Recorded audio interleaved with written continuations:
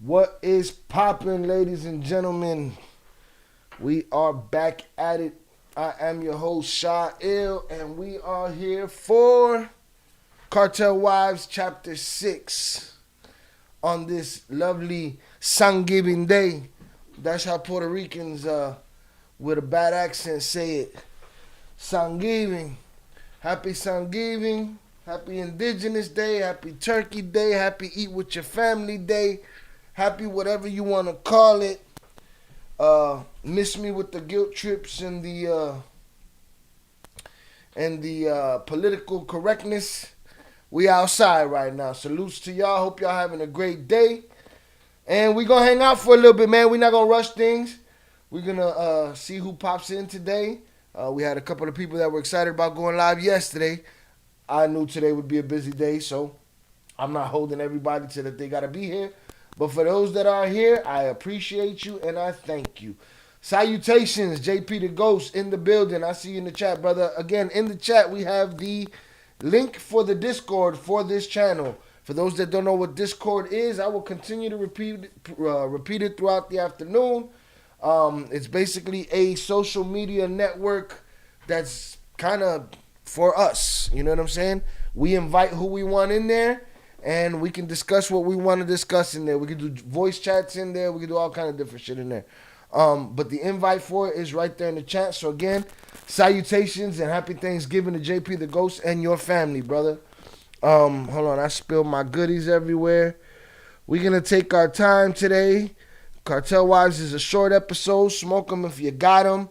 Have you a beer. I'm sure some of y'all done cracked it open already. Have y'all a cognac. If Old Soul is out there, what time is it? Let me see. Yeah, it's 3:03. If Old Soul is out there, I'm pretty sure he's cracked. Pretty sure he's cracked his first cognac of the day. As you can tell, I'm a bit under the weather, which is why I will not be with my family today. I refuse to get them sick. They all just got over being sick. So I refuse to get my parents and my nieces, nephews, and siblings sick. I'm straight on all of that. I'd rather hang out here, kick it with y'all online, and it is what it is. But salutes to y'all. Again, some housekeeping before we get it popping. We got $2 TTS, text-to-speech, for a $2 donation. Let me make sure that link is in the description here. Let's make sure that link is in the description here. Boom, boom, boom. I believe it is. Can't really tell. Let me see. Content live. Yeah, Power Chat Live. Power Chat Live, Ill Shy. With that right there, $2, it'll put your comment on the screen. It'll interrupt me and put your comment on the screen and read it out loud. I too will read it out loud. For $3, you get a 3-minute media plus text-to-speech. $3 gets you media, meaning you could put a YouTube link on. The YouTube link will pay for 3 minutes. If you want something longer than that, $5 will get you 5 minutes of whatever YouTube link that you put up there to pop right up. And the audio will ring through, and I will be able to listen to or view whatever it is you want me to react to. So that is the Power Chat Live donation link that is in the description. We also have all the other donation links, CashApp, Venmo, PayPal, all the good stuff. Again, you guys know YouTube stays demonetizing me, so any help y'all can give is much appreciated. And if you cannot help, hitting that like button, hitting that subscribe, hitting that share button, hitting that bell notification to make sure we keep moving forward is enough for me, and I appreciate y'all for doing it. I put in a lot of work on this channel, and I am a one-man show, amongst other things in my life. What else? Let me show you what that would sound like if you ended up purchasing a TTS, just so you can get a glimpse of it and see what I'm talking about. It would look something like this. Test user sent $50 test message. And there it is. We had a very successful live stream yesterday for Surviving El Chapo, episode 8. That was dope. Season 2, episode 8 was a dope episode. The homie Chad Divine didn't like it. He said it's a love story, and he wished that it got popped off already, but it is what it is. But But I thought it was a dope episode. We got to hear from the Flores twins' children, or from Peter's daughter, about what she was going through. So that was dope. Checking out the chat. Salute to Polo Reyes. Happy Thanksgiving, brother. Happy Thanksgiving, man. Happy Thanksgiving. Hope you're enjoying it with your family. We hanging out. We are hanging out. We are hanging out. What was I talking about? Yeah, so we did season 2, episode 8. That was dope. They talked about Jay getting COVID and being in the hospital for 56 days. It's a lot of days. Sick as a dog. And again, we talked to Peter's daughter. She talked about how she had to deal with her father coming home and how it was different and it was strange and she didn't know how to feel about it, and how she was told to never look back. Again, something that'll stick with her for the rest of her life, that she'll tell her children in the future, to never look back. Keep it moving forward. That is a valuable lesson that she learned in that process. You know what I'm saying? I think I'm gonna crack open a beer. Y'all bear with me. We hanging out. What's poppin'? Y'all already eating? Y'all let me know where y'all at. Y'all already eating? Let me know in the chat what y'all eating already. And I'm gonna run and grab a beer real quick. Let's do this. Boom.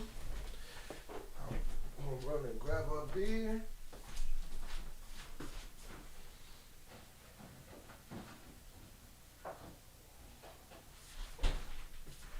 It's all good.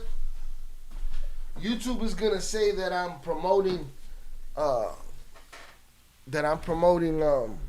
what's the word, man? YouTube's gonna say I'm promoting recreational drug use. That's what they always say.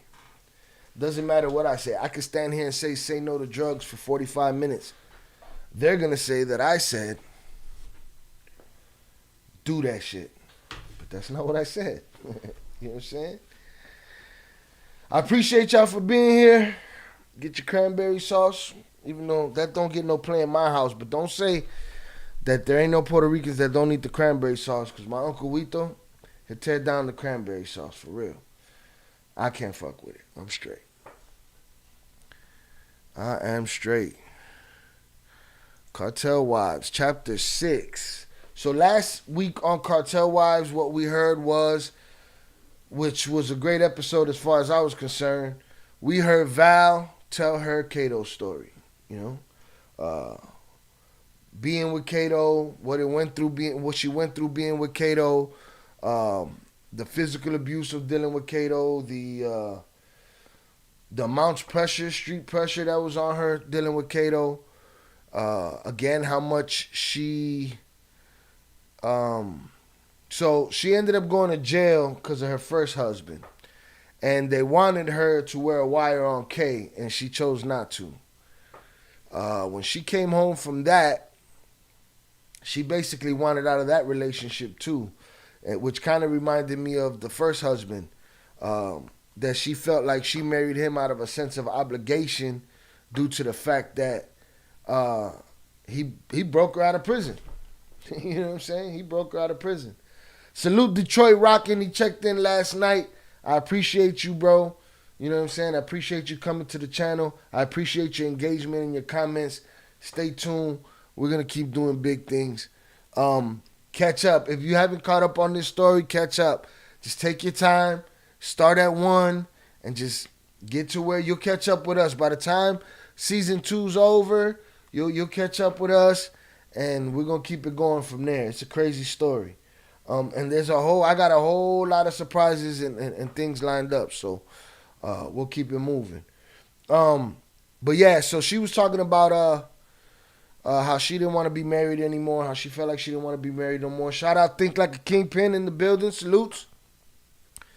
Her first husband had broke her out of prison. She married him, felt like it was more of an obligatory thing than you know.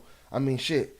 He kidnapped me. I mean, he escaped me out the joint. The least I could do is, you know, marry the man. He loved me. He came to get me. Detroit Rockin' said he's on season 1, part 3. That's what's up. See, you in the middle of you still getting the introduction. Shit about to go crazy for you, Popeyes. Um, what else? What else? What else? What else? What else? What else did they talk about in Cartel Wives last week? Oh, they talked about K passing away, and they talk about Jay being there for Val when K passed away. Uh, they talk about his romantic side, how he rented out the whole restaurant for type shit, and how they ended up together. Now, if you put the two stories together, for people like Detroit Rockin' that are just getting started with what we're doing, Surviving El Chapo is one podcast that's covering the twins and the wives. But in 2017, the wives wrote a book called Cartel Wives. We're also covering that, and we're kind of putting the connective tissue together. You know what I'm saying?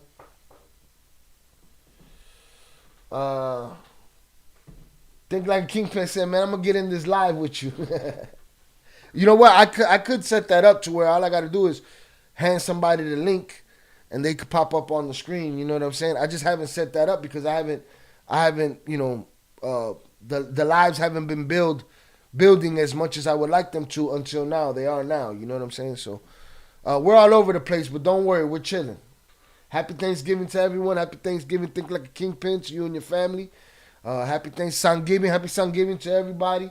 We're taking our time together. I know we're all over the place, so bear with us, and we're going to have a good time. What else happened in last week's episode? So last week's episode, Kay passed away. Val ends up with Junior. Now, if you recall in the Surviving El Chapo story, it's about the same time Detroit Rockin'. I got to read the book. No, we're doing, that's where you at right now. Right now, we're doing a live of the Cartel Wives. This is the first live we've done of Cartel Wives, the audio book. We're on chapter 6. Chapters 1 through 5 are in their own playlist.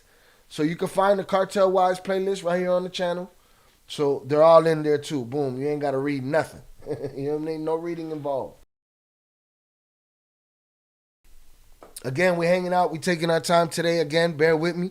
Once I film this, per usual, the same thing I do with the Surviving El Chapo series, I cut them down, edit them for time and inconsistency and shit like that, and then I put them up as its own video. So there's plenty of ways that you can get it.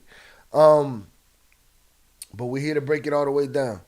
Again, as far as what Think Like a Kingpin said, in the near future, I'm going to start setting this up on StreamYard so that I could put a link right in the description, and people can hit that link and come through and have this conversation with me, ask me the questions they want to ask me, or make the comments that they want to make. You know what I'm saying?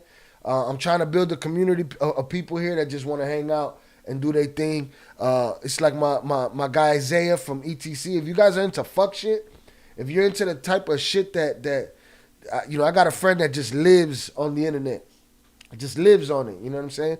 And he deals with trolls on a daily basis all day long, and it's all drama and it's all fuck shit. If you into that, look up Ease the Crave. EASETHECRAVE. Ease the Crave. He has panels and stuff like that all of the time. So what he equates it to is like basically hanging out. Everybody's just hanging out, but we instead of hanging out on the corner, we're hanging out online. So that's what I'm trying to build over here, while covering these stories that I want to cover. You know what I'm saying? I don't just want to deal with trolls all day. You know, so salutes to him. Salutes to Old Soul for checking in the building. Old Soul, did you have your first cognac today? I'm hoping you had your first cognac. If not, it's about that time, brother. But yeah, so boom. Last episode, Cartel Wives, she ended up with Jay. Now, around this time, if you guys remember in the Surviving El Chapo story, when Jay and Val got together and went and honeymooned in Mexico, Pete ended up in the U.S. running from the law because indictments was coming down on him out of Wisconsin, and he was trying to shoot it and get down to Mexico and get the hell out of Dodge. You know what I'm saying? So this part of Cartel Wives and that part of Surviving El Chapo is basically same time frame right there. Think like Kingpin said, I love that Chi-Town's getting some Hollywood attention. Chi-Town deserves a lot of Hollywood attention for a lot of different reasons. And it's been a hard battle to fight, but we're there. We're getting there. You know what I'm saying? For those that don't know, I am a Screen Actors Guild union member and an actor myself. I was an MC. I've been an MC my whole life. Put out many albums and mixtapes with DJ Nonstop. My brother from Chicago. Toured with the late great DMX many a times. Shout out Oso. He said it's about that time. He's getting his first cognac in. I'm going to get my first cognac in a minute too. I got me an anti-hero today. I don't really like anti-hero. It's 6.7 alcohol by volume. I like Voodoo Ranger better. Voodoo Ranger got that 9.7. But it's on and popping. Whatever it is what it's going to be. But again, Chicago never used to get paid attention to when it came to actors, when it came to, Hollywood, but now we got movie studios here, we got a lot of producers here, and there's a lot of movement happening, you know what I'm saying? You got people like 50 that are going to tell stories like the Flores Twins' story, so that's a good look too. Hopefully that'll involve a lot of Chicago actors. In the Force show, salutes to 50 Cent and salutes to Force. In the Force show, all my Latino homies from Chicago was on that show at one point or another. You know what I'm saying? My acting teacher, Max Arciniega, he was also on that show. Did his thing on that show. But again, think like a Kingpin said, there's a lot of stories to tell, a lot of Chicago stories to tell. And, Hollywood, you're gonna run out of intellectual property if you don't check in. You know what I'm saying? But yeah, we hanging out. All right, I think I'm gonna get started. Cartel Wives, Chapter 6. Feel free to interrupt. I'll pause it. We'll talk. Smoke them if you got them. Have you a little Thanksgiving plate. Hit the Bible 1 or 2 times. You know what I'm saying? And let's get it. Chapter 6. Now, the audio is gonna call it Chapter 4. I don't know how the book is structured, but every chapter has said something different. But we good. We on the right track. I'm on the list. Here we go. Chapter 6, Cartel Wives. Oh, wait. No. Before I do that, let me send out an Instagram blast so that if we got some people on Instagram, they could come in and check in with us. Here we go. Boom. We're going live. I need to go get the link. I need to crack this anti-hero right here. Boom. Let's see what they're talking about this week. Salud. That tastes like a barrel of ass cracks, boy. Not very good taste on that anti-hero. Boom. I got the link. Let me go in here and put this link in so people could come join us from my Instagram. For those that don't got me on Instagram, CHI_ILL. Boom. We got the live right there. And for music, when I'm doing these cartel stories, you know what? I'm not going to use that. I'm going to use, it's the anniversary of Dark Twisted Fantasy. I'm going to use Runaway. Because that shit don't get old. Here we go. No, we start at the jump. Val. All right, the blast is out. We are live. Salute, thing like a Kingpin. Salute. Again, smoke them if y'all got them. And we about to get to it. Here we go. Chapter 6, Cartel Wives. Thank you guys for being here. Salute to Old Soul, JP the Ghost, Polo Reyes, Detroit Rockin', Think Like a Kingpin. We on it, we poppin'. Let's get it. Chapter 4. Peter. Mia. Even though we'd moved to West Lawn, I still went back to Little Village to see my grandparents and my good friend Anna. My mom and dad would let me spend the night at her house, but both they and Anna's parents forbade us from going past their front yard, since 26th Street where she lived, was so infested with gangs. Anna had grew up just down the block from these identical twins named Peter and Junior. Now remember, they call her Mia, but Viv's relationship with gangs was, she hated gangs at this time, you know what I'm saying? She felt pressure from the whole gang scenario, her father being a cop. As far as she was concerned, they were the scum of the earth. She always talked about them, how cute and nice they were, and how they weren't in a gang, but they were always hanging around the neighborhood. And I still went back to Little Village to see my grandparents and my good friend Anna.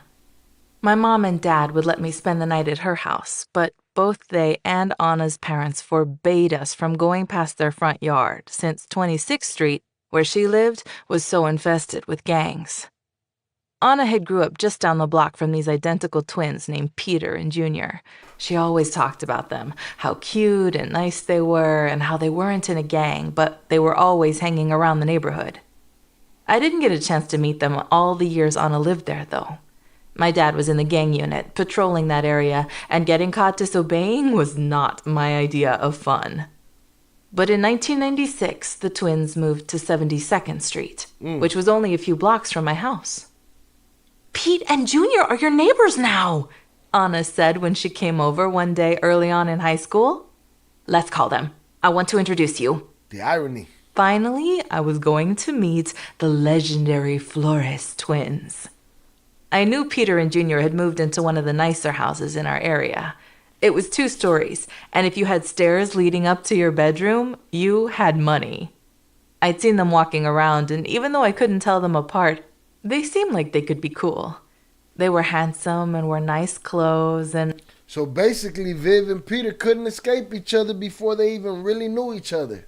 You know what I'm saying? Like, there was Little Village status, that was the connection, and then boom, ended up in the same place again. Anna liked them, so I suppose that was good enough for me. I was petite for my age, with blonde hair, but being Brazilian, I was blessed with natural curves and exotic features. Porra. I didn't look like your average 16-year-old girl, and boys in my high school were always gross, making comments about my body or my looks. When I'd meet a new guy, it would always go something like this. He'd look me up and down, throw his head back a little, and say, "Hey, babe, what's up?" It was the total opposite of charming. The Flores brothers couldn't have been more different. When Anna introduced me to them, Peter shook my hand, looked me in the eyes, and said, "Hi, Mia, how are you? It's nice to meet you." All right.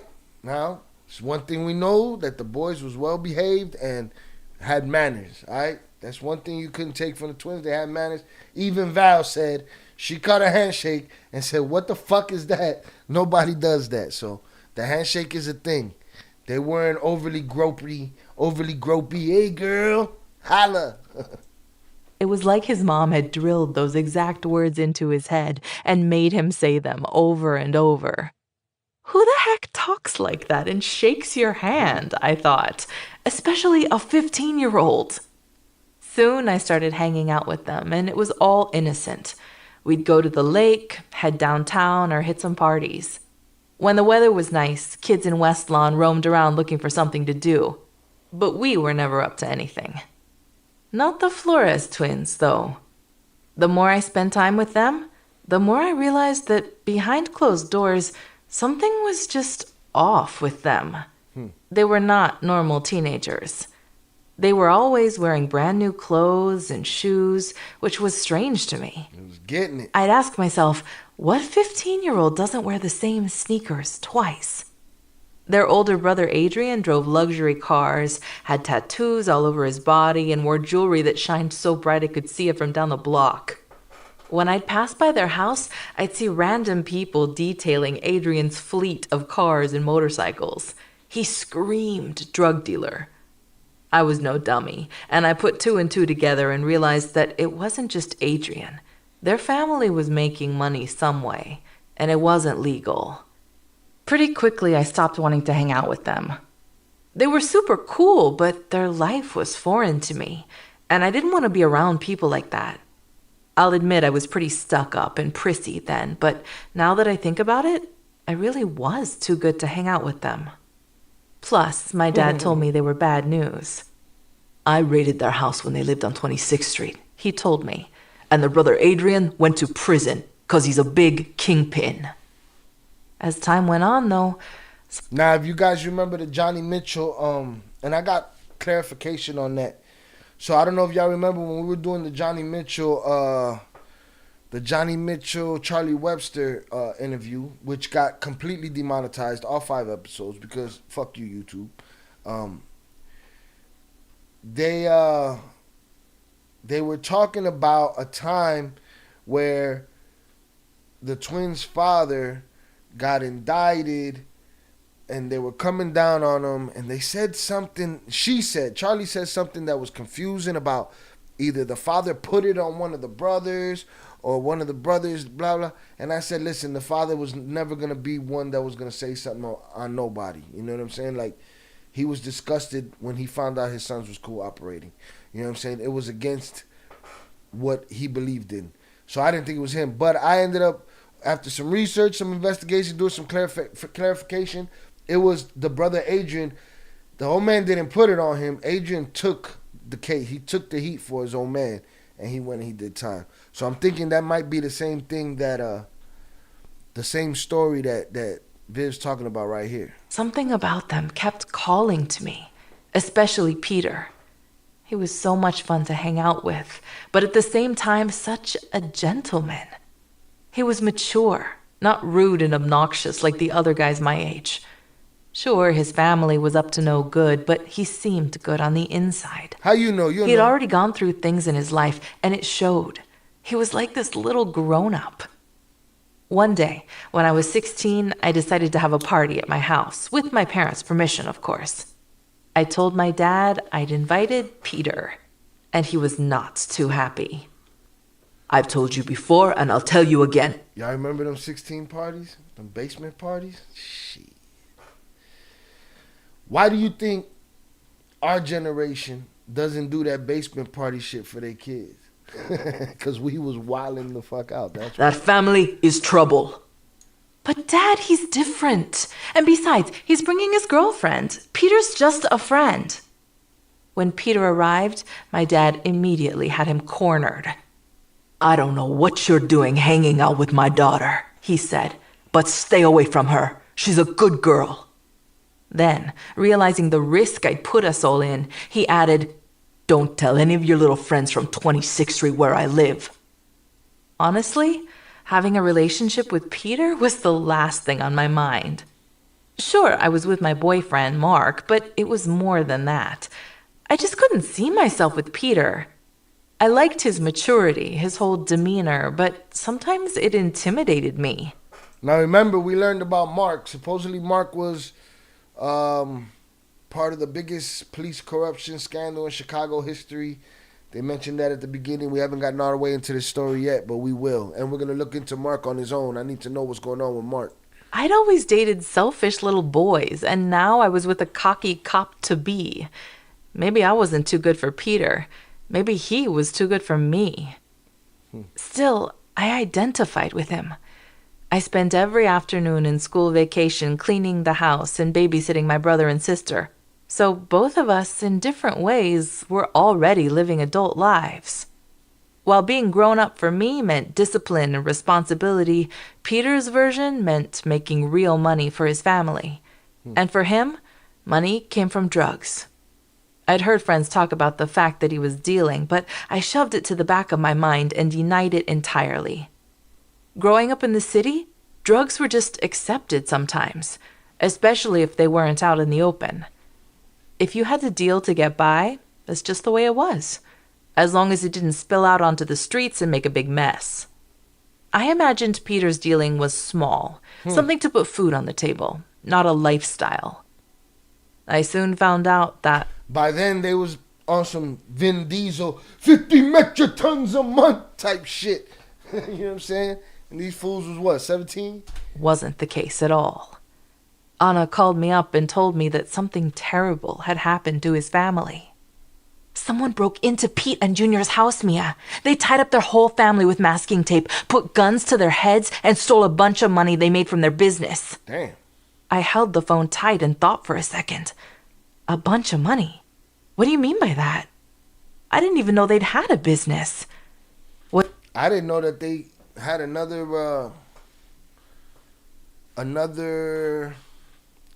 It ain't kidnapping yet, cause it's a home invasion, and they tied him up. But we didn't hear that story. They skipped that one in Surviving El Chapo. I don't know if we're gonna get into it any deeper here, but it's also another thing for me to go look for. What scared me even more was that a home invasion had happened right down the road from me. Stuff like that only happened on... See, if you had the Citizens app back then, it would have told you that you live in the midst of chaos, and it's a miracle that you're alive right now, because that's all the Citizen app does now. You know what I'm saying? It happened to Pete. Yeah, I know it happened to Pete, on the other two occasions. Is this a third occasion that it happened to Pete? If it happened to Pete on a third occasion, it's like, God damn. On 26th Street. Who terrible had happened to his family? Someone broke into Pete and Junior's house, Mia. They tied up their whole family with masking tape, put guns to their heads. It says Pete and Junior's house, okay. Yeah, no, it's... So both of us, in different ways, were already living adult lives. While being grown up for me meant discipline and responsibility, Peter's version meant making real money for his family. And for him, money came from drugs. I'd heard friends talk about the fact that he was dealing, but I shoved it to the back of my mind and denied it entirely. Growing up in the city, drugs were just accepted sometimes, especially if they weren't out in the open. If you had to deal to get by, that's just the way it was. It's just the way it was. And what Think Like a Kingpin just said, there were plenty. I'm sure it ain't just the ones we just heard about. But what he said at the end, ain't no such thing as easy money, and that's a fact. And that's something that a lot of people live with, and the twins are definitely still living with, and their wives still live with. 20, 30 years later, other people that are locked up, all kind of shit. It's never easy, man. It sound easy. Look good on paper. As long as it didn't spill out onto the streets and make a big mess. I imagined Peter's dealing was small, something to put food on the table, not a lifestyle. It's a little dust. I soon found out that wasn't the case at all. Anna called me up and told me that something terrible had happened to his family.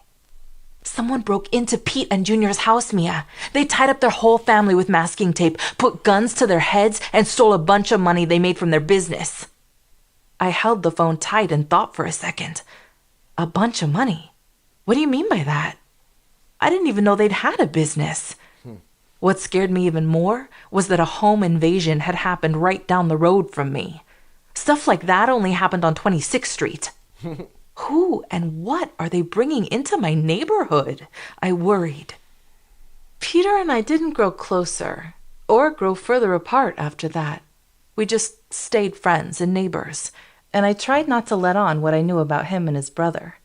They could do what they needed to do to make a living, as long as it was discreet, and I'd do what I had to do. For me, that meant making good grades in school, getting into college, and marrying the right man at the right time. So many of the guys I'd been dating had turned out to be jerks, so I was willing to be cautious and wait. I'd make sure that whoever it was, my parents would be happy with him. And until then, I'd live at home. I went to college for court reporting and did well, but despite that, I decided to take a year off because Mom and Dad just couldn't afford my school bills and support my brother and sister. I wanted to help out, and luckily Mom was in such a good position at her job that she could hire me. She and Dad had instilled confidence and a great work ethic in me, so I started working with her and earned good money. I made real goals: finish college, become a stenographer, and later on go to law school. I bought my own Mercedes and paid for the insurance myself. Damn. Went to clubs on the weekend and enjoyed mini vacations with my girlfriends. I just wanted to have fun, and I loved the fact that I wasn't tied down and didn't have to depend on anyone. All right, so here we go. Even with the bare minimum, you know what I'm saying? Val and Vivi were the type to want to live to a certain standard, even when they was down and out. They wanted to live to a certain standard, so it's no surprise that when the game came calling and they were in the game, they was gonna live that Bentley Benz or Beamer life. You know what I'm saying? Um, it's hard when you got that money. It's hard to stop spending that money. A lot of my girlfriends were in serious relationships, and they weren't living life to the fullest, so I figured it was my time to be selfish. I was so giving at home that it was okay not to have a care in the world when I was out. I never took my eye off the ball at work, though.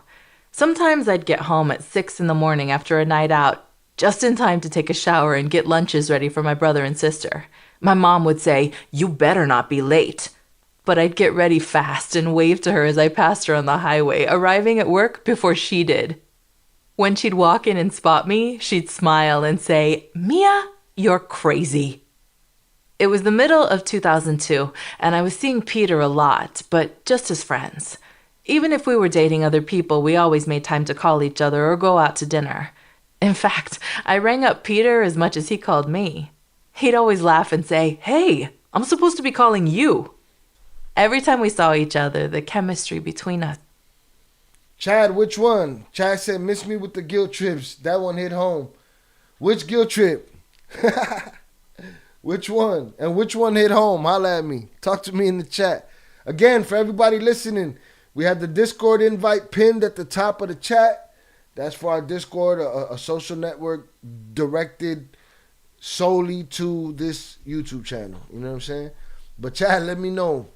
Miss me with the guilt trips. That one hit home. Yo, this thing should do like a 15-second rewind rather than a 30. They wilding over here. Friends. Even if we were dating other people, we always... Now, this is another thing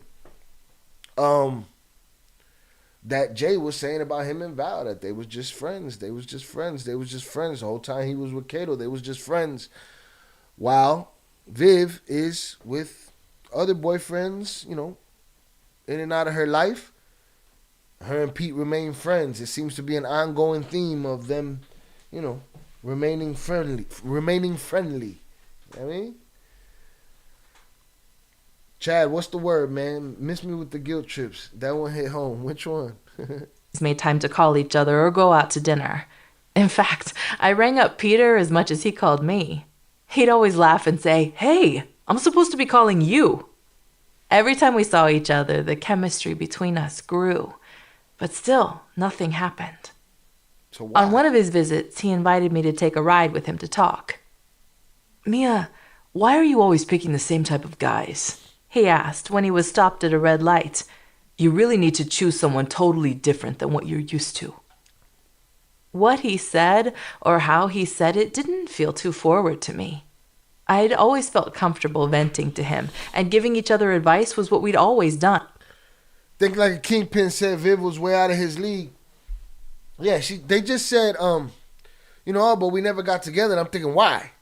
Because I'm sure she had a dirtbag or two in the middle on the way, getting to him. There had to be some kind of jerk off. We already know that Mark motherfucker was a jerk off. So, for her to be out of his league is like, was it really? Was she really out of his league? I don't know. He probably felt that way. But they could have been got together. But eventually, what's going to happen is going to happen, and it happened. But nothing happened. On one of his visits, he invited me to take a ride with him to talk. "Mia, why are you always picking the same type of guys?" he asked when he was stopped at a red light. "You really need to choose someone totally different than what you're used to." What he said or how he said it didn't feel too forward to me. I'd always felt comfortable venting to him, and giving each other advice was what we'd always done. But it got me thinking. Maybe he's right. Maybe I have been looking in all the wrong places. Peter and I made plans to go out the following weekend, and Baby, he was telling you, it's standing in front of your face. That's what he was telling you. I couldn't get him or what he'd said to me out of my mind. I thought to myself, why am I ignoring my feelings for him? Is it because we're just friends? By the time the weekend arrived, I decided to stop being so careful and just go for it. I went to the mall and bought the prettiest dress and heels I could find. I knew exactly what would drive him crazy. That night, I put on full makeup and did my hair, and when Peter picked me up, looking incredibly handsome, and opened the car door like a perfect gentleman, I thought I was going to die from nervousness. We went to dinner at a beautiful restaurant downtown with some of his associates and friends, and I couldn't believe I was so jittery.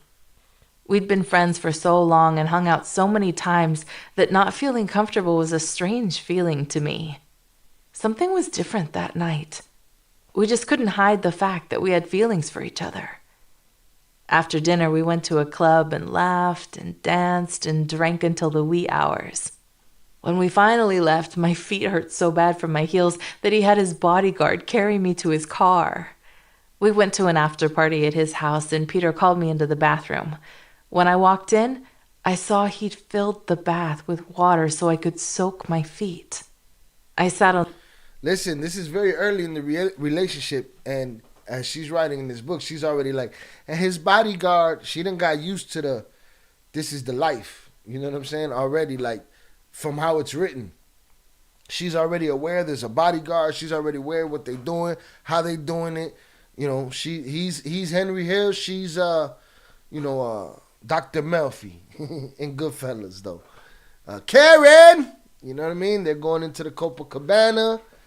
You know, what do you do? Oh, he's in waste management, contracted. Nah. Viv knew what was popping. On the edge of the bathtub, he took my heels off, and before he got up and I stepped into the water, I looked right at him and kissed him on the lips. You got it. I kissed him first. A few weeks later, we were sitting around daydreaming, and I blurted out, I love California so much. I went there once, and I'd love to go back. Let's go. Right now, Peter said. I looked at him like he was crazy. I was working full time, and I was so responsible when it came to work. I couldn't just leave a job like that. Vámonos. I'd never been impulsive, but the idea suddenly felt good. I thought about it for a few minutes, then blurted out, Okay, let's go. I didn't tell my parents I was going with Peter. I lied and said the trip was with some girlfriends, and I'd be back in a few days. Because I'd been working so much, my parents were thrilled I was leaving on vacation. Peter had booked a penthouse suite in Santa Monica, and it was like something out of the movies. When you walked into it through double doors, all you could see in front of you was the ocean. The windows ran floor to ceiling and wrapped around the whole penthouse. Our first night there, we ordered room service, had unforgettable sex, talked and laughed until dawn, and went shopping the next day. I know right now, the brother Chad Devine in the chat is pulling his fucking hair out. He don't want to hear this love story shit. Let's get to the gangster shit. Enough with this sob story. Enough with these guilt trips. He's not with it. But I will say this. For as deep as the story goes from beginning to end, let's just say we start with when the twins are 7 years old. You know what I'm saying?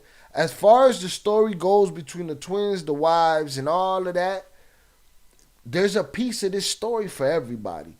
And this love story, when they turn this into movies and TVs and these love stories, both of them, Val and Jay, Viv and Pete, there's women out there that's going to eat that shit up. They're going to eat it up. It's a moneymaker, you know what I'm saying? And then there's going to be the rest of us. Look, me, I don't like love stories in regular movies unless they move the plot forward. I don't like sex scenes unless they move the plot forward. Why are we stopping for this?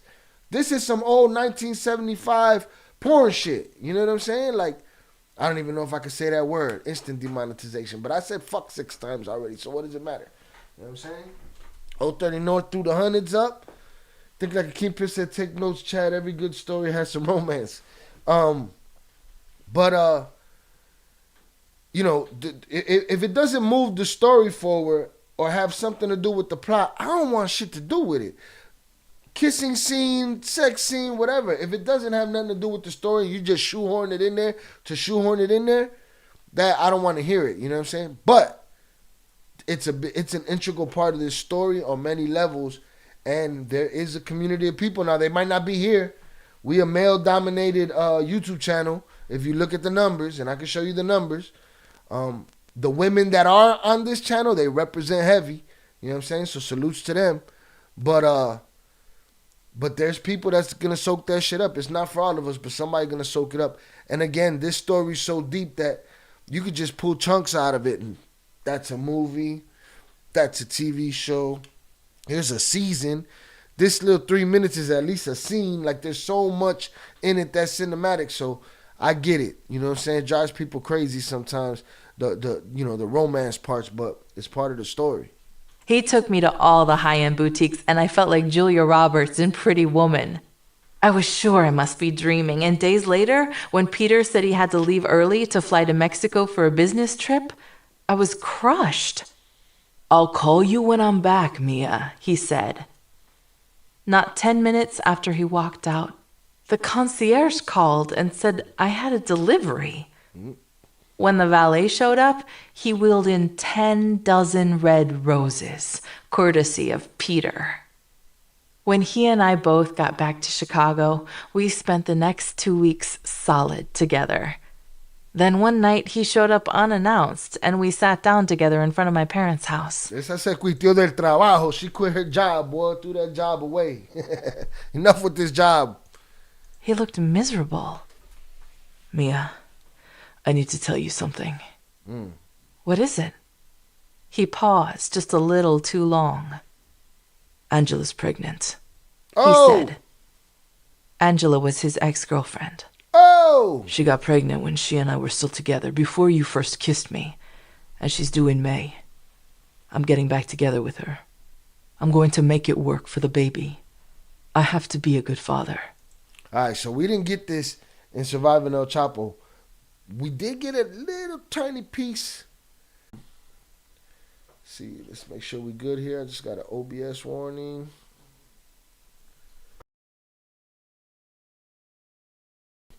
Let me know in the chat. Everything looking good to y'all? We still here? I don't got no drop frames or nothing, so it says we disconnected. Oh, I lagged? All right, reconnection successful.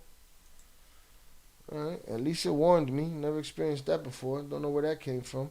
Still says 0 drop frames. Not sure what happened. But I think we back. All right,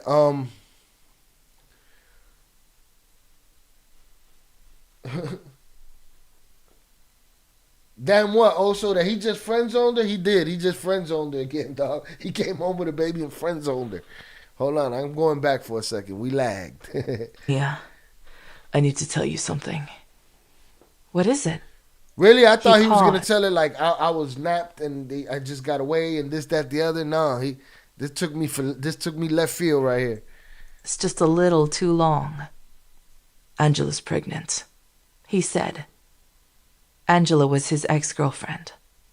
"She got pregnant when she and I were still together, before you first kissed me, and she's due in May. I'm getting back together with her. Damn. I'm going to make it work for the baby. Damn. I have to be a good father. But I'd like to stay friends." Let's be friends. Oh, shit. Holy shit. That's heavy. Let's go to California. Now catch this baby and this friend zone real quick. Damn. Didn't see that coming. Did not see that coming. "You're too important to me, and I don't want to lose you." I think I went white. I knew he hadn't cheated on me. We weren't serious yet, or even exclusive, but I still felt betrayed. I'd worked so hard to really be someone, only to fall for a guy who got another girl pregnant. That wasn't who I wanted to be. She basically had tried to stay away from Buddy. You know what I'm saying? But they kept in each other's peripheral constantly. Then when it went down, it was like, what kind of day late in the wasn't dollar who show? I was. My mom used to say, "You're a diamond in the rough." And I took that to heart, always. Everyone I knew who was my age had kids from different people. And to my parents, to me, I was this prized package. At 22 years old, I made a firm decision that there wasn't going to be any baby mama drama in my life. Damn. I was ready to say goodbye to Peter Flores forever. And right then and there on my parents' front steps, I did. Lie detector test determined that was a lie. Because you ended up back home where you were supposed to be, all right? Damn! Out of left field, Peter with the surprise baby. See, that's dope. I like the book. You get these wrinkles that you're not getting out of the podcast. I'm with that. I support that. That's what's up. Holy shit. All right, so chapter 6, that was it. Maybe we keep going and going to chapter 7. Y'all let me know if y'all with me and want to do that. We could do that. It was a very short chapter. It was 15 minutes and 35 seconds. 15 minutes and 35 seconds. I ain't got nowhere to be but to edit these vids. So if you guys want to go another chapter, let me know. Think Like a Kingpin said, let's go. It was a short one. Yeah, it was a short one. And they left us on a cliffhanger. Like, we kind of know how the story ends, but y'all left us on a cliffhanger right here, cartel-wise. I mean, excuse me not being able to talk. I could barely breathe, and now I'm drinking and smoking. So, we kicking it. But, yeah, I think we're going to move on to the next chapter. Chapter 7. Let's do it. 030 North said, let's do it. I'm with it. Chapter 7. We're going to move on to chapter 7 then. All right. Old Soul said, let's get it, so we're going to get it. Now, again, don't forget, people, Discord link is pinned at the top of the chat. And hit the like button, subscribe, share, tell a friend, tell a friend. We're accepting our plates. Somebody's bringing me some plates today. I know that's happening. I'm just taking a look at the stream real quick. We already been streaming an hour for a that's what I'm gonna do. I'm gonna turn this. What if I should turn this stream off? Focus on your live stream. Blah blah blah blah blah. All right, y'all. Let's fucking get it. We going to chapter 7. Chapter 5. She's lying. This is chapter 7. The heat is on. The heat is on. Olivia. Val. When Kay died, I didn't fully mourn. Even though I'd watched his body lowered into the ground, having his baby kept him with me, or rather, prevented me from really believing he was dead. Also said, this is my novela time. Absolutely. Super novela right here. This is, yeah. Elemundo, not Telemundo. My mom knew I was running myself into the ground trying to stay busy, so she kept saying, "This is not healthy for you or the baby. You need to stop and mourn." But my heart just wouldn't let go. I went to have an ultrasound almost 5 months into my pregnancy. It was the day I was going to find out if I was having a boy or a girl, and while I was lying on the table with goo on my belly, the tech rubbing the ultrasound wand all around for what felt like 10 minutes stopped. "Hold on," she said, looking kind of pale. "What's wrong? Please tell me." "Let me get the doctor," she said and walked out of the room, leaving me all alone. I knew something was wrong even before the doctor came in. "I'm so sorry," he said. "There's no visible heartbeat. I think the stress from your husband's murder was a major factor here." Damn. He sent me to the hospital, and there I said goodbye to my baby, a child I'd never had a chance to get to know. When I gathered myself together and wiped away the tears that had been pouring from my eyes for hours, I realized, it's not just my baby who's gone. So is Kay. I've lost them both. Right then, my whole world caved in.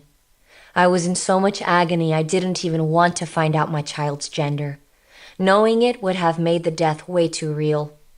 I probably should have been feeling this kind of deep pain during Kay's funeral. I didn't know this either. I didn't know that she lost that baby. This is new to me. I suppose it didn't matter now. I felt all of it that afternoon. When my baby died, Kay died with him. God damn. After I came home from the hospital, Junior was by my side through the whole ordeal, never saying one thing about himself. He made sure I was comfortable and didn't leave until I fell asleep. But that night he came back and he looked distraught. "What is it? What's wrong?" I asked. He started crying. "Peter's been kidnapped. Somebody got my brother. We think the cops are involved, but I've got a really bad feeling it's worse than that, Liv." He paused. "I don't think I'm ever going to see him again." "Shut up," I said. "Don't say that. Never say that. You've got to fight." I felt so close to giving up. So this is the kidnapping we covered in Surviving El Chapo Season 1, Episode 4. I believe, yeah, I know it's Episode 4 because I just started cutting short videos to promote those videos on YouTube.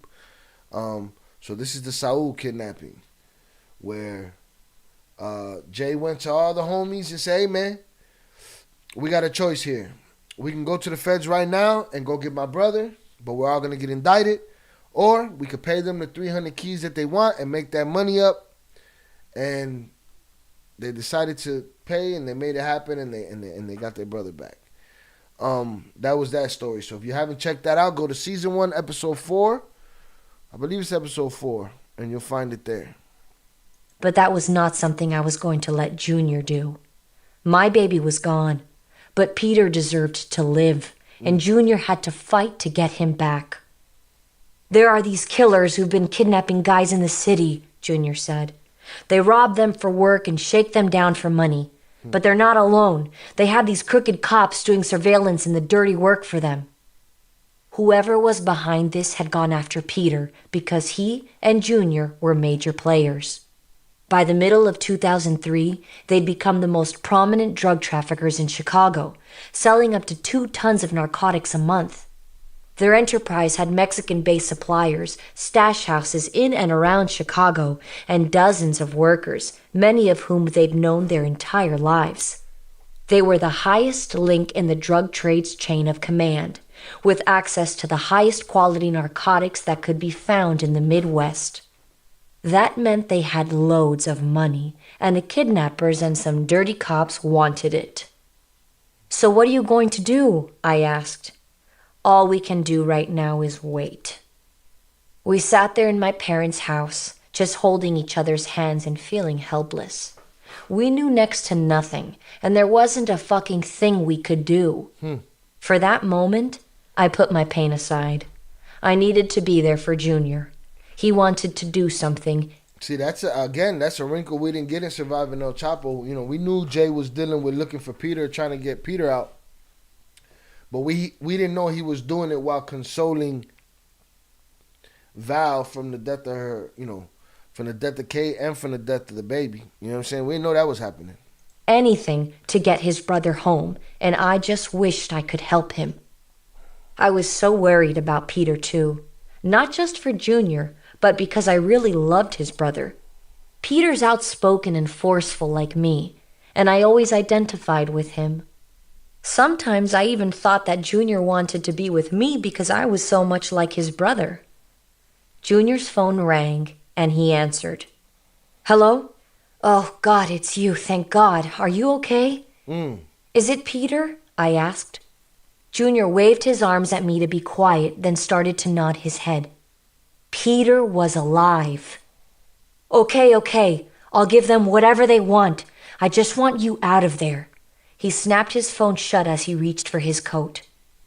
"I have to hand over $500,000 and 100 kilos, he said. They've got Peter, and I think Sergio Gomez is behind it. So Sergio is the Saul dirtbag from the other story. Remember, in this book, they changed the names of a lot of people. This book was published in 2017, so there's a lot of name changes that we heard the real names in Surviving El Chapo, but we're getting the fake names here. So Sergio is Saul. Sergio has to be the one who kidnapped him. Word on the street is that he's got a crew of cops, and they've been kidnapping guys for work. Sergio's been reselling it all back on the streets. They're all in it together, Liv. He kissed me on the forehead and walked out the door. Sergio Gomez, I thought. Goddamn Sergio and some dirty cops. Mia. I didn't see Peter from the time he found out about the pregnancy till after his daughter Sophia was born in mid-2003. So they split up. So that did take them out of the game with each other for a little while when he came and he friend-zoned her. He stuck to his guns, I guess. I was proud he wanted to be a good dad. My biological father hadn't been present in my life, so I knew that Peter being there was the best thing he could have done. The last thing he needed was to live with regret. I was devastated about us going our separate ways, though. It would have been easy to say goodbye to him if he wasn't this perfect person to me, but I missed him so much. It didn't matter what I was doing or where I was, my thoughts always came back to him. On my way home from work, I would drive down the street near my house hoping I'd see him. He and Junior owned this really successful barbershop called Millennium Cuts, where people would stand in line for 2 hours waiting to get in, and I'd always pass by expecting to catch him mingling outside. If you talk to barbers in Chicago that worked there, they went and they collected barbers from all over the city that were dope barbers and offered them a job and treated them well, and people were excited to work for them. If you talk for dudes that worked in their barbershop, people were excited to work for them. After Sophia was getting money in them barbershops. Born, he called me from time to time. He told me things weren't what I was doing or where I was. My thoughts always came back to him. On my way home from work, I would drive down the street near my house hoping I'd see him. He and Junior owned this really successful barbershop called Shout out Goth. She made it. She's in the chat. She said she's late again. It's okay, man. We chilling. So, Goth, we already went through chapter 6, but we decided to stick around and moved on to chapter 7 because what the fuck else we got to do but eat, drink, and be merry, right? Happy Thanksgiving. Welcome to the show. We on chapter 7 right now. Peter got with Viv.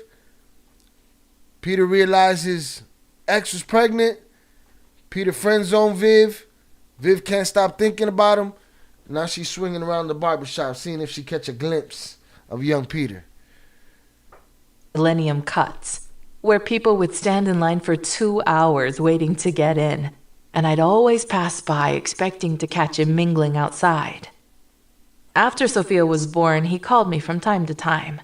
He told me things weren't great with his girlfriend, but he was head over heels in love with Sophia. I was genuinely happy for him. Even though I missed Peter, I ignored my feelings because being distant was what I wanted.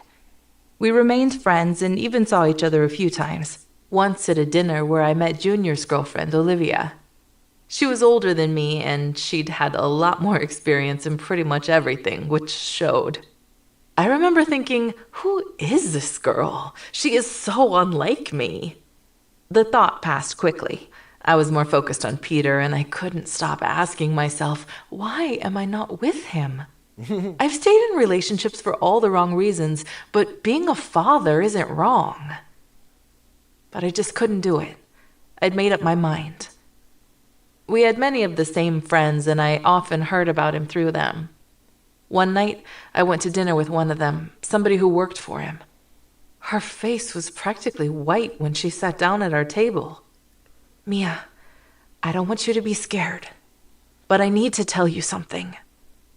Peter's been kidnapped. Oh, shit. I think I stopped breathing. Kidnapped? I only saw shit like that on TV, but it didn't happen where I came from. I'm not even sure what I said next. We think it was the cops, she added.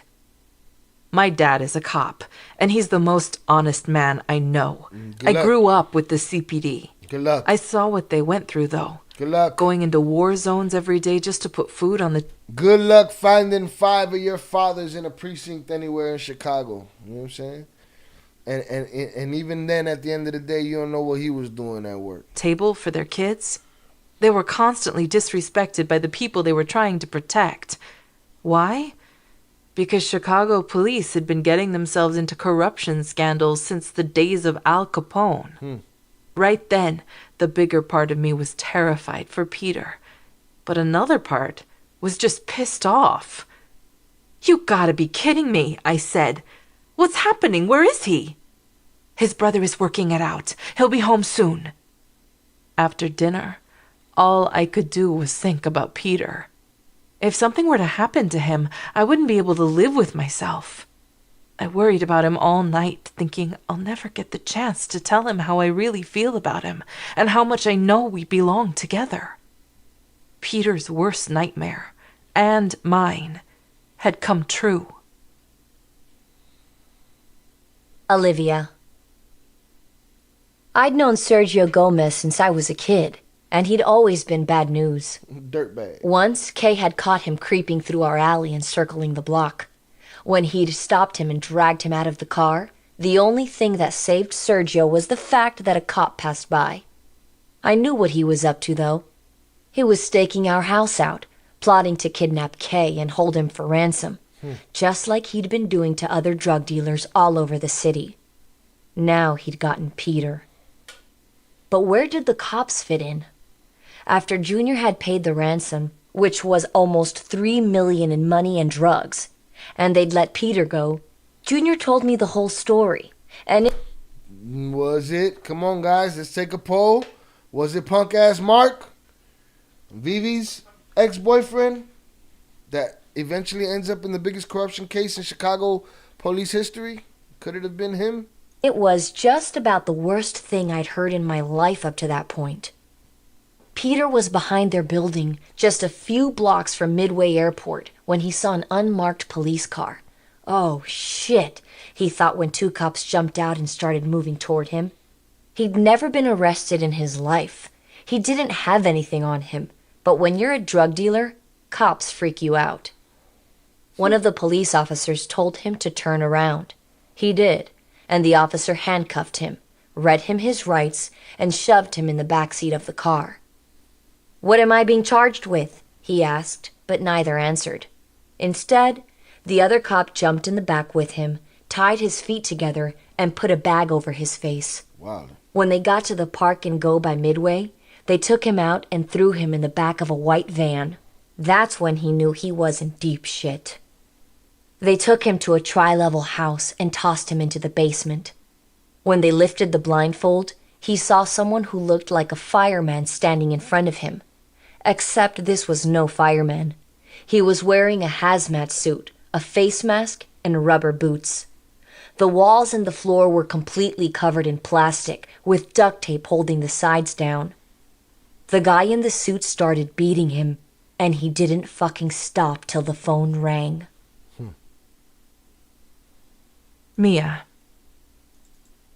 Peter told me later that it was Sergio Gomez on the other end of the line. And even though Sergio was known for torturing people, he told the guy in the hazmat suit to take mercy on him. "Peter's not a violent guy," Sergio said, "so take it easy on him." The fireman then tied Peter to a chair and left him there for 24 hours without food or water. Shit. His only company was a parrot who'd been trained by one of the kidnappers. He squawked, "Fuck you," all night long. Bitch ass bird. Olivia. Junior came through with the ransom, over 100 kilos of cocaine and some cash, as quickly as possible. But it was shitty cocaine, and Sergio was furious. After teaching Peter a lesson, he had him call Junior. "Junior, you pissed them off by giving them that garbage," Peter said, sounding frantic. "Just give them whatever the fuck they want or they're going to kill me." Junior came through with another 100 kilos, this time the good stuff. So we didn't hear that either. We didn't hear. Remember, I said Jay was playing cute before when he told dude. And again, I was just, it's crisp in my mind because I was cutting these shorts yesterday. Jay was talking to whoever, Saul, whoever it was, and he was like, "What makes you think I could get you 300 Ks? He's like, "Listen, if you'd have came to me yesterday, I could have got them for you. Today, they're gone." And it was like, "What are you doing, dog? You playing?" Peter had already told him, "Dog, just do what they telling you to do. We'll deal with the rest of this shit later." So evidently, half of the ransom was trash. They didn't want it. They were insulted by it, and he had to bring them back something better. So they tried to cut corners. The kidnappers then gave Peter a cell phone and kicked him out at the Home Depot by Riverside, a suburb outside of Chicago. He called 030 North. You would think somebody would have smoked dude already for sitting on people's houses, if that's what you're talking about. If you're talking about the Saul guy. 030 North said nobody ever shot him for doing that in Chicago. Called his brother, and when Junior showed up to get him, after teaching Peter a lesson, he had him call Junior. Junior, you pissed them off by giving them that garbage, Peter said, sounding frantic. Just give them whatever the fuck they want or they're going to kill me. Junior came through with another 100 kilos, this time the good stuff. The kidnappers then gave Peter a cell phone and kicked him out at the Home Depot by Riverside, a suburb outside of Chicago. He called his brother, and when Junior showed up to get him, he said Peter just looked different. He was pale, tired, and dirty. He didn't want to be around anybody. Of course. He'd been in the back of a van or in a basement, bloody and beaten for 3 long days, and part of him had changed forever. Mia. Peter left Chicago and went to Mexico for a month just to get away from everything. I was so worried about him, but I figured he had to do what he had to do. He needed room to breathe and space to recover. Hell yeah. He decided he wasn't going to go after the guys who kidnapped him. That's the type of guy Peter was. All that mattered was that Junior had paid the ransom. And that's just been my belief, was that, man, how could you run a business, how could you run an operation that big and let shit like that slide? You know what I'm saying? If Saul's punk ass is going to come do it, and he's gone, and he's left breathing, and nothing happened to him, he don't leave scarred, maimed, something, how is it that the next Saul and the next Saul and the next Saul and the next Saul ain't going to come and try the same shit? Because they believe there's no recourse. And Peter was safe. Besides, he was a drug trafficker, so what was he going to do? Go to the police and say that one of their own had arranged his kidnapping? He also knew that Sergio was a paid informant and was always looking for a quick come-up. Peter had no choice. He had to move on. But given what he did for a living, and given what people were capable of doing to him, I started to wonder, should I move on? Olivia. I was having misgivings about being with Junior, too. When he handed over almost $3 million in drugs and cash like it was nothing, it stopped me in my tracks. I remember thinking, oh shit, this guy is in it bigger than I ever thought. I knew Junior had supplied Kay, and I knew he had the money to afford the kinds of fancy cars he drove. So this goes back to a time in Surviving El Chapo, early on, when I heard something that Val said that disgusted me. I don't know if she realizes how it came off, but, when Kay died, in her mind, she didn't want to deal with the game no more, right? But at a certain point, she said, but I knew I could take his place. I knew I could fill his shoes, I believe is the exact words she said. And then she said, wait a minute, what am I thinking of? I don't want to have nothing to do with this. You know what I'm saying?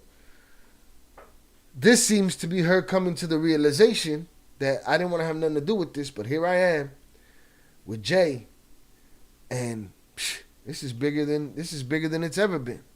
You know what I mean? So that's the cross point, the cross reference to these two books. Think like a kingpin. Making that real money day in, day out. One fool ain't gonna ruin that money factory, but we know. I can't see here.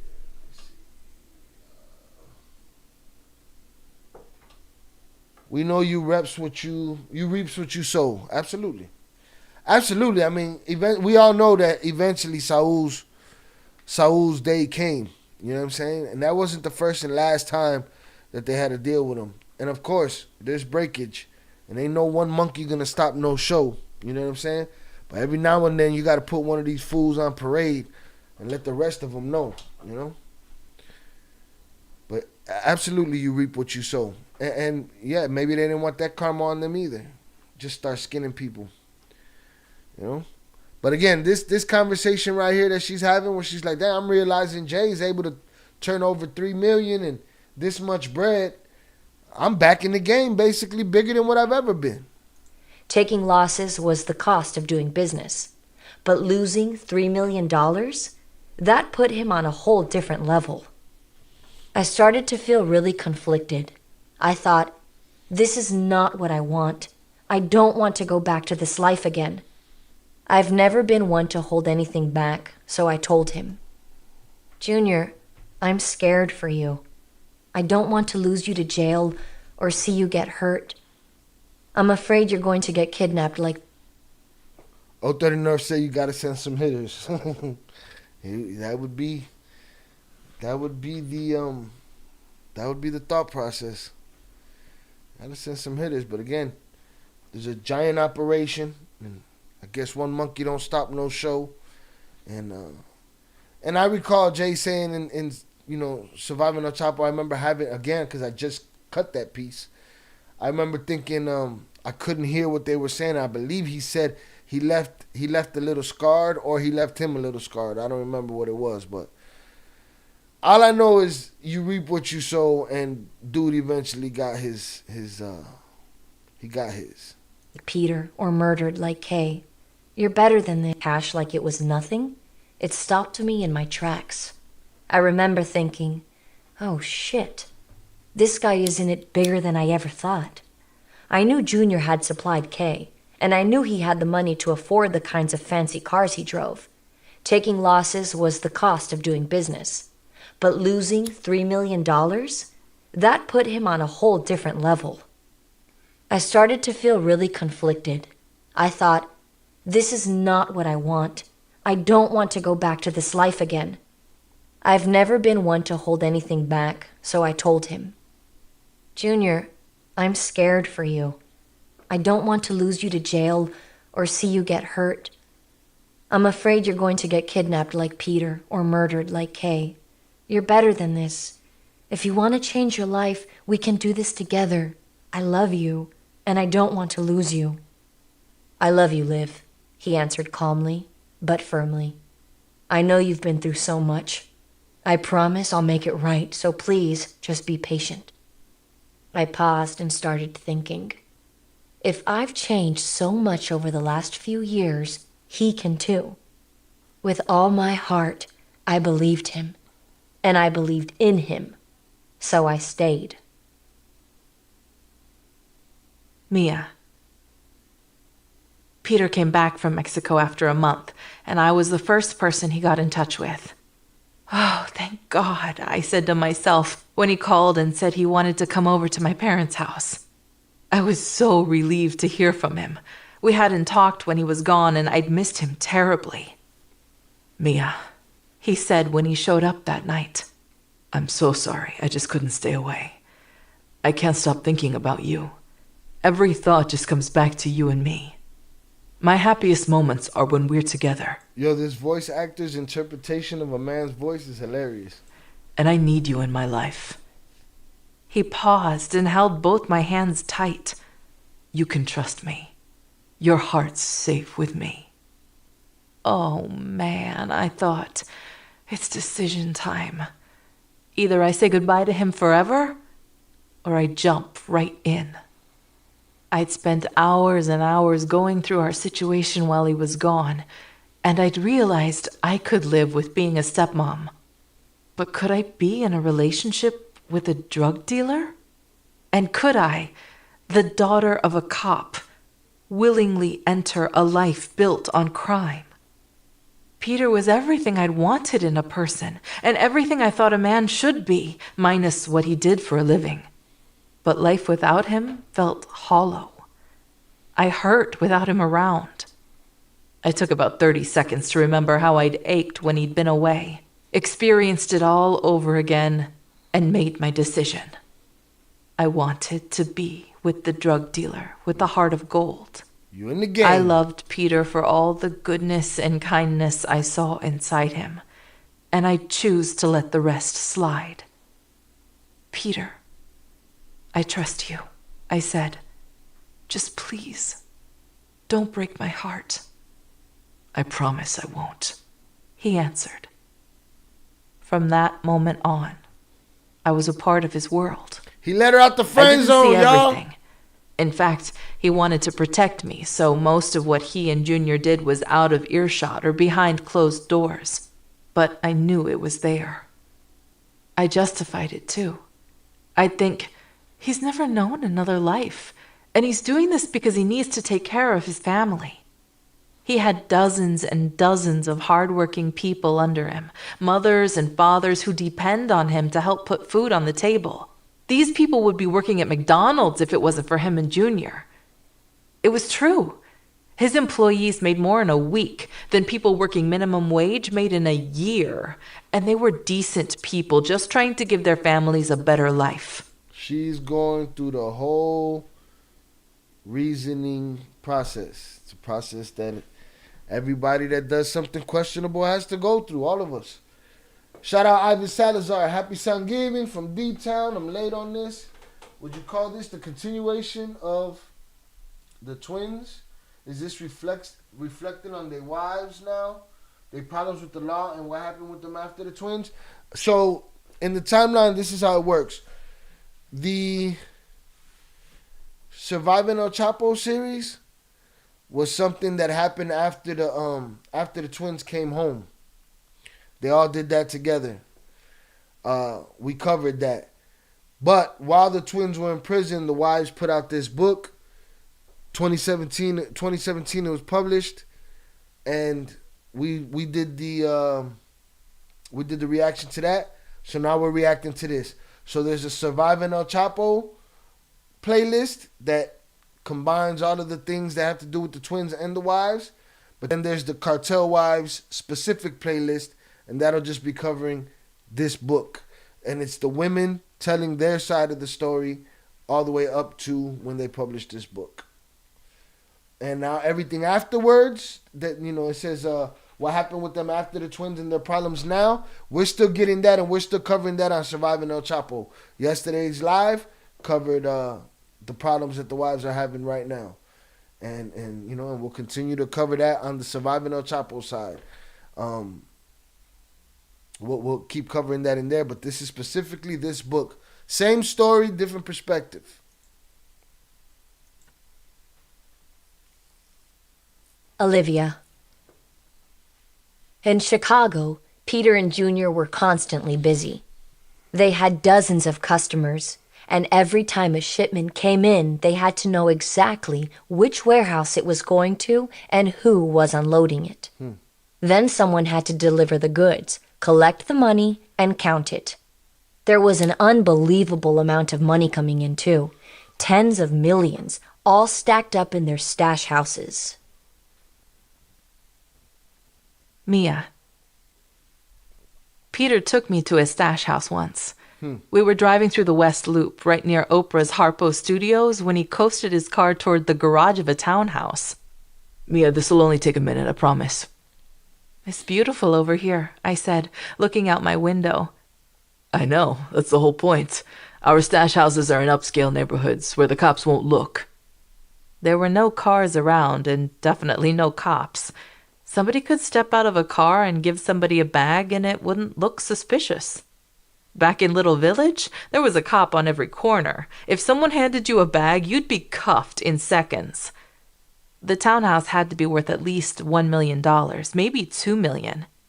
As we walked inside from the garage, I could see beautiful furniture, really high-end stuff that you'd never picture in a drug den. Peter moved toward a wall and pulled a handle, which popped the wall right open. It made that whoosh sound that hydraulics make, and opened really smoothly, like it was floating. I took a peek and gazed upon more money than I'd ever seen in my life. When I walked into the room, I saw stacks of it. Come on, man, that was early. Now, how many girlfriends y'all think they were showing this stuff? Or was these the only girlfriends they was pillow talking with like this? It's playing a dangerous game. I get it. They were young, but goddamn. Banded together and scattered about with 2 workers running the bills through several money counters. They're going to be counting for a long time, I thought. Sit your Olivia. ass in the car. One night, Junior left Hoops early to meet up with someone. I was with him, and on the way out, we bumped into R. Kelly, who he balled with practically every night. "We'll meet up tomorrow," Junior hollered as we walked out. "Something came up." We got in Junior's car and drove to one of his and Peter's stash houses. "Can you get the garage door opener?" Junior asked. "Sure," I said, grabbing a labeled opener from his bag. It was hard to figure out which one to pick since there were so many, and they all had code names. This looks pretty damn sophisticated, I thought to myself. All of their stash houses had attached garages, so no one would see us or our car. Once I was inside, I met all the workers. They were dressed up, business casual. They weren't allowed to wear flashy jewelry. They had to be clean cut. You'd never know they were drug dealers or that they were carrying money. They were well-spoken and didn't look like they were from the streets. Behind closed doors, I met their personal property manager, who they paid to secure all their stash houses and warehouses. She used to come up with fake papers, everything from credit reports to bank statements to IDs. That's Ashley. I think that's what her name was. Ashley. If that's what she's talking about, the girl that would get them the stash houses, that they said they had to catch her in good mental health or else they lost that motherfucker for however long, couldn't find her. You know what I'm saying? I have a legend. My legend of her is that she's somewhere in the stash house laid up, you know what I'm saying, on some money that she, she better hope the insects didn't eat. But, woof, that's a crazy story, man. And get condos at $7,000 or $8,000 a month in rent. She'd say something like, "I'm dating a politician and I don't want anyone to know, so I'll just pay for the year up front." The landlords wouldn't do background checks with that kind of money in their hands. She was an actor. That's what they had. An actor and an active liar. Now, acting and lying is two different things. And any actor will tell you that. Any liar will probably tell you that. You know what I'm saying? But she was both. Mia.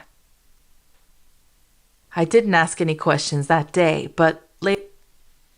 Shout out Adrian Torres. What up, Shael? Happy Thanksgiving to you and yours. Salud. Happy Thanksgiving to you and yours too, bro. Pop another one open. Also, hopefully she made it out clean. I mean, yeah, we talking about Ashley. Yeah, hopefully she made it out clean. Who knows? Who knows if she was part of the, the daily sit downs with the feds, or if she just disappeared one day in one of her mental health on one of her mental health days and just disappeared. My theory is she's in a stash house somewhere living the good life, like that scamming chick. What was the scamming chick? The girl from Ozark played that scammer chick like that. She living like that. I forget old girl's name. Something. I forget her name. Later on, Selby. I learned how the stash houses worked. When money came into a house, workers would count it immediately. Each house never had more than $7 million in it, and counting $1 million took each worker probably 2 hours. The stash houses that only held money were equipped with soundproof rooms, just like in a recording studio, because there were several counting machines going at the same time. The workers counted and packaged money in 3 shifts a day, each 8 hours long. You gotta Olivia. be impressed. You gotta be impressed with the infrastructure. You gotta be impressed with the infrastructure, man. The systematic approach to it. These fools ain't just have a barn, you know what I'm saying, with a bunch of bricks stacked up against the wall with a goat guard in it. You know what I mean? Do I believe that they were loose with like I said, and like we've said a million times, and we've given them reason. We say, oh, they were young, or it was their calling card, is how it was, and this, that, and the other. For as many mistakes as were made, there was some brilliant shit happening. You know what I mean? Like they didn't have a barn with bricks stacked up to the ceiling. They had systems. They had this is this much in the house. They knew how long it took to count this. They knew how long it took to get that there. They knew what mattered. When it came to the logistics side, knew what mattered, knew what didn't matter, knew that the breakage was just breakage, knew this, knew that. You got to be impressed with the system, man. You got to be impressed with the system. I'm a person that I appreciate functionality. I like things to function right. Whether I'm on stage, whether I'm making a movie, whether I'm shooting a video, whether I'm editing something, no matter what I've done in my life, it's always, if it ain't functional, well, then what's the purpose of it? I don't want to have to do too much for it to work. I want it to work the way it's supposed to work, the way it's designed to work. So I can appreciate it. You know what I'm saying? You gotta appreciate the system. It was a crazy system. Different workers would pack up the drugs, and they do it really carefully, with cling wrap, vacuum bags, duct tape, and fabric softener sheets to minimize the scent so the cops and canine unit wouldn't be able to detect it if one of their workers got pulled over. Never, under any circumstances, did a crew member go to a house other than the one where he was stationed. If someone was working at a house, they stayed there. Going in and out too often looked bad, and Peter and Junior trained their workers never to draw attention to themselves or what they were doing. Their workers always kept the same responsibilities too, never switching out. Peter and Junior's first job had been at McDonald's, where they'd learned this every worker to one task system. Every employee there did the same thing every single day. The fry guy dipped his basket into the bubbling oil. The girl at the drive-thru handed you your order. Some other girl took your money. If you were only doing one task rather than 10 different ones, it was harder to fuck something up. They built their whole infrastructure around this system. You got one job. It was genius. Mia. Peter had so many burner phones, one for each customer. At any given time, you could expect him. Again, the phones is another thing. We just heard in Surviving El Chapo yesterday. They got out of jail. He saw FaceTime instantaneously.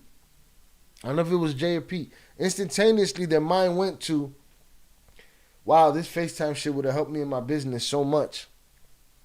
I'm sure 50 phones per person wasn't a very practical thing, but it was probably the last thing technology would allow them. It's like, man, the easiest thing for us to do is really walk around with the 50 phones. You know what I'm saying? Whereas to now, technology would have probably streamlined that, right?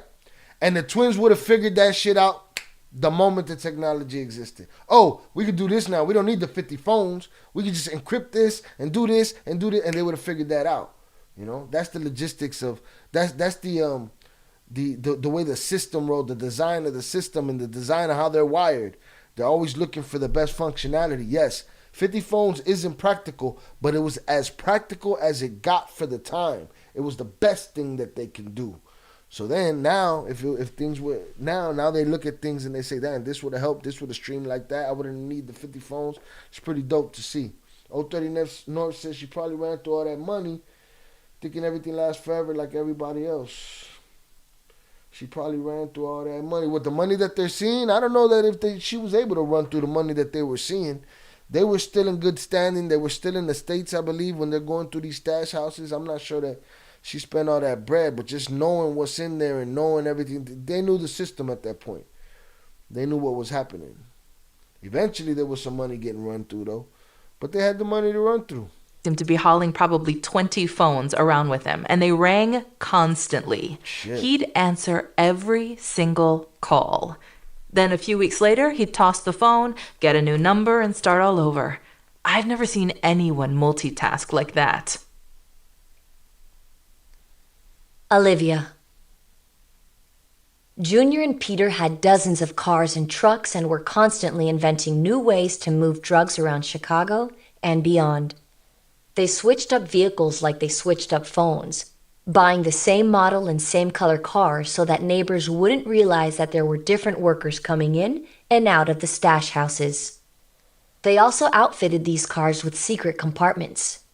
One could be opened with a foot pedal that you could activate only when you turned on the defroster and rolled down the windows. It's called a cloud. They'd moved way past hiding pot and gas tanks. That was the stuff they'd done for their dad when they were 7. Mia. Most of the time, Peter and Junior thought they were flying under the radar. And except for Peter's kidnapping, they were, at least initially. By the middle of 2003, the Drug Enforcement Administration was on to them, and they had people on the ground in Milwaukee investigating them. Why Milwaukee? because it was a major distribution area for them. They constantly sent drugs there through one of their many couriers.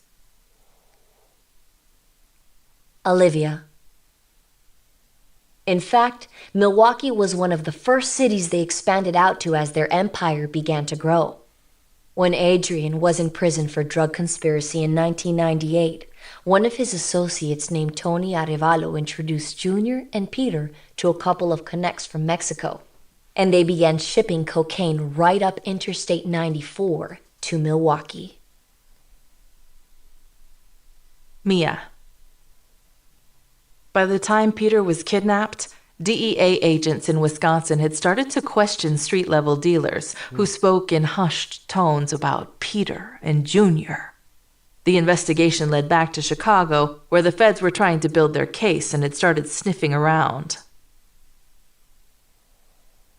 Olivia. All that time, they felt they had to keep working. But Peter thought he was putting in more time than Junior, and he was on his brother's ass because of it. "You're slipping, Junior," he said. "You care more about your girl than your business." Junior didn't care. That was just Peter being controlling.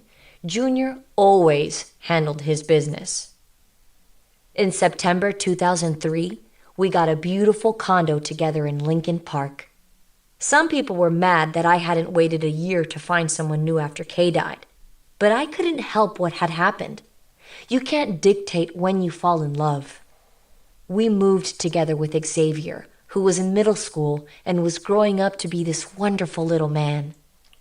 So, this is consistent with what she said in Surviving El Chapo. She has not changed her story. It's a consistent story. After all that my son had been through with the men in my life, I was initially reluctant to have him get to know Junior. I'd told myself that if I ever moved on from Kay, it would be with someone who worked a 9-to-5 job. But I fell for Junior when I saw the good in him and the great father he was to Samantha and Sasha. I knew I could trust him. Xavier absolutely adored Junior. Maybe it was Jay that Charlie let out the bag that he had kids.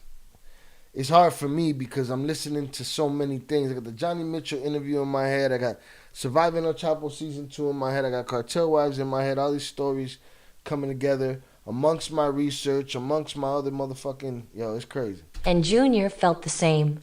He'd drop my son and his friends at Dave & Buster's or spoil him by buying the new Jordans that were always so hard to get. To Xavier, Junior was this hip, cool guy like his buddy. And when I saw them together, I'd tell myself, "It's okay. Relax.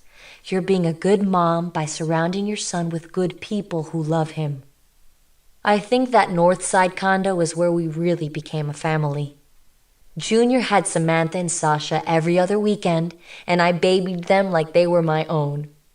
I'd always wanted a daughter, so I secretly wished they were mine, and I'd change their pampers, shower them, cook for them, and comb their hair. They would tell me, "I want to be pretty too," so I'd let them put on my makeup and play dress-up with my clothes. We did everything together, me and Junior and the kids. And when they weren't with us, we were traveling and living it up. We sat ringside at the De La Hoya Mosley fight in Las Vegas. Junior invited all his friends, who happened to be his workers, and he rented out 60 rooms at Mandalay Bay for them.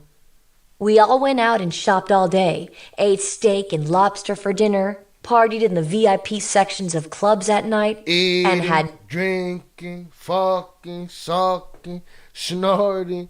Just that Scarface life, man. drunken sex till the morning. It was exactly what Vegas should be. That Christmas, Junior gave me a ring.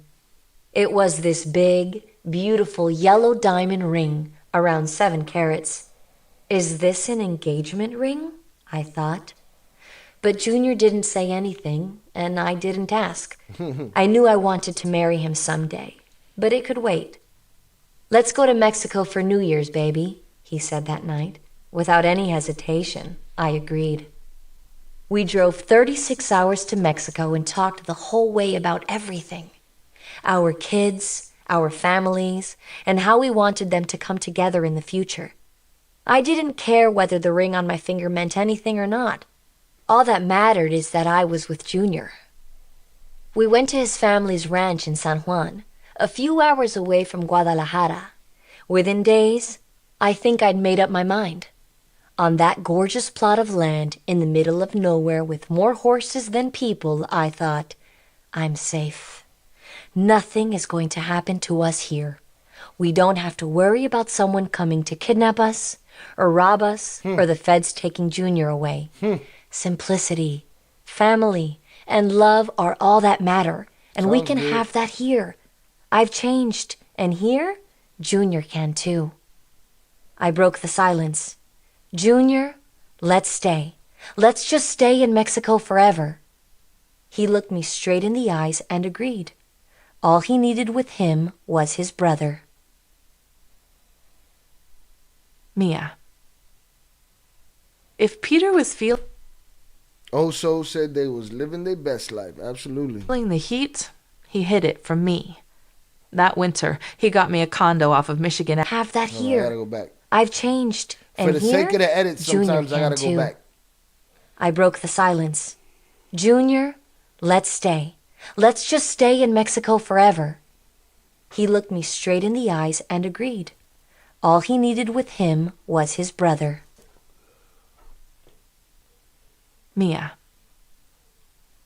If Peter was feeling the heat, he hid it from me. That winter, he got me a condo off of Michigan Avenue and I moved in, all on my own.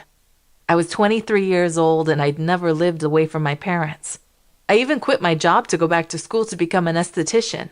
Peter and I were planning to open up a spa together.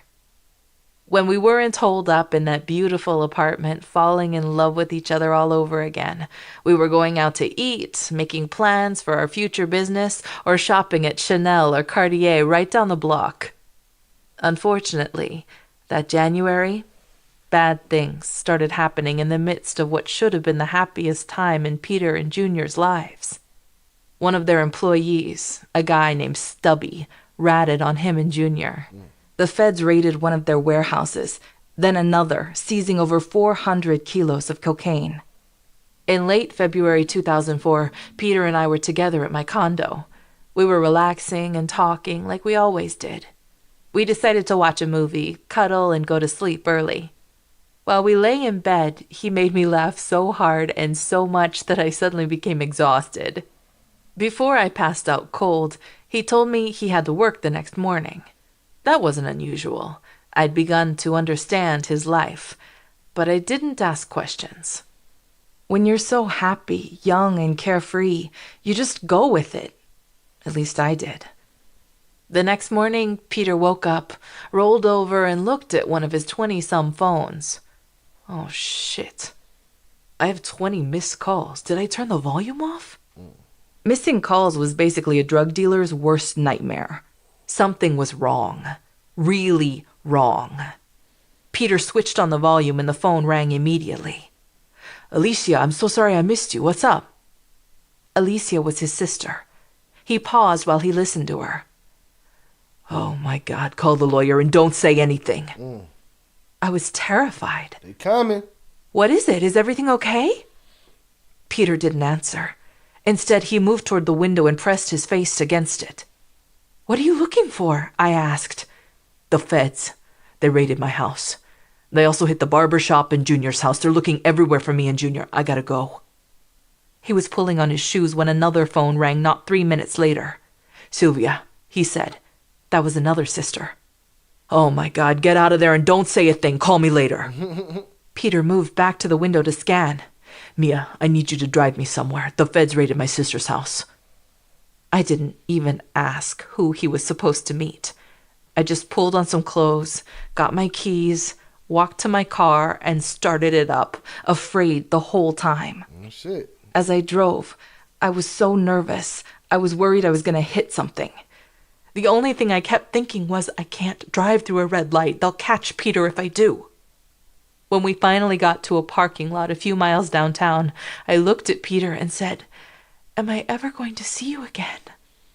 He smiled, took my face in his hands, and kissed me. hard. Of course, you're going to see me again. Chad Divine, the homie's head just exploded right now with all this love story, boy. His head just blew up. Wherever he's at, his shit blew up in the chair. I'm sorry, bro, that watching my channel, your shit blew up in the chair, but I can see it happening right now, dog. And with that, Peter Flores walked out of my life, left the country, and didn't return to the United States for almost 5 years. Damn. That was a long 5 years. In that 5 years, the poor man got kidnapped again. God's Beauty said, yep, what goes up must come down. 1 minute they eating, drinking, fucking, sucking. Next minute it was drama. Next minute they in Mexico. Next minute it's more kidnapping, more drama. Yeah, heavy shit. We did it. That was chapter 6 and chapter 7. Not bad. Even though we might have lost one of ours, we got to do a wellness check for the homie Chad. I'm almost positive that I heard that wherever he's at in this world, I heard the man's head pop off right now. At the end when he grabbed me by my face and he kissed me hard and said, I don't even remember what he said because I heard dude's head explode. I didn't even hear what she said Peter said. You know what I'm saying? Let me go back. If his head didn't explode, it's going to be this time. Hold on. I missed it last time. Parking lot a few miles downtown. Parking lot? I All looked right. at Peter and said, Come on. Am I ever going to see you again? He smiled, took my face in his hands, and kissed me hard. Of course, you're going to see me again. Of course. And with that, shit Peter blew up. Flores walked out of my life, left the country, and didn't return to the United States for almost 5 years. Head blew up. Goth, you definitely got some catching up to do. It was decent. It was too much love for Chad, but it was decent. I literally heard the man's head explode. Happy Thanksgiving, y'all. Hope y'all having a good time. Hope y'all having a good day.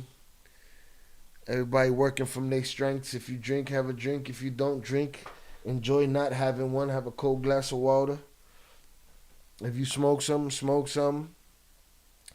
And have a good time. Have a good night with family. Avoid drama and bullshit.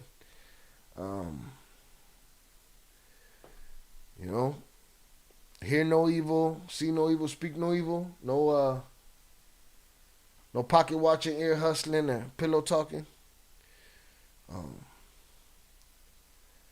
But yeah, salute old soul with the flames.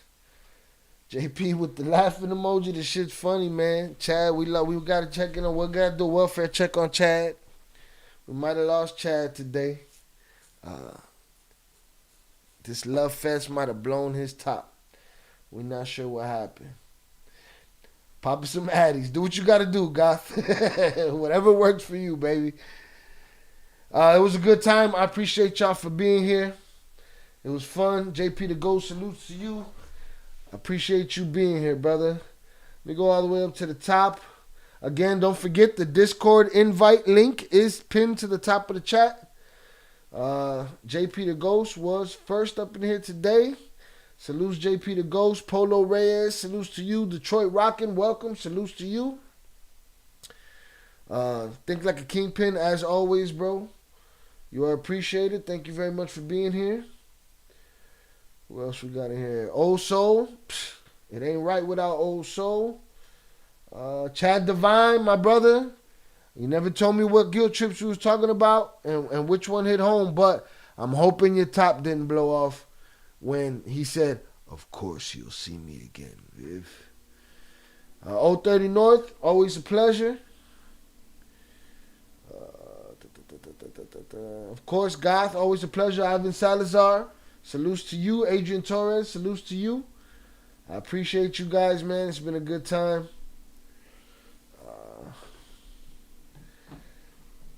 Think Like a Kingpin. Is that V's ex? Who? Chad Divine? I don't know, man. Somebody's dome got split, though. I appreciate y'all. Thank y'all for coming out. Please hit the like button on the way out if you haven't yet. And stick around. I will edit this. I think I'm going to just make this one video. Episode 6 and 7. I'm pretty sure this one won't get monetized because I did a lot of shit talking. But I'm sure the edited version ain't going to get monetized either. But we out here. We outside. It is what it is.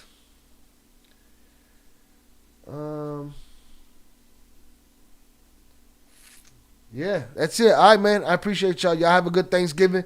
Be safe headed home. No drinking and driving. Call an Uber, man. This ain't the old days where you couldn't catch a cab in the hood. It's a dude sitting outside waiting to pick you up right now. So get your drunk ass home safe. All right. Appreciate y'all. Thank you very much. And salutes.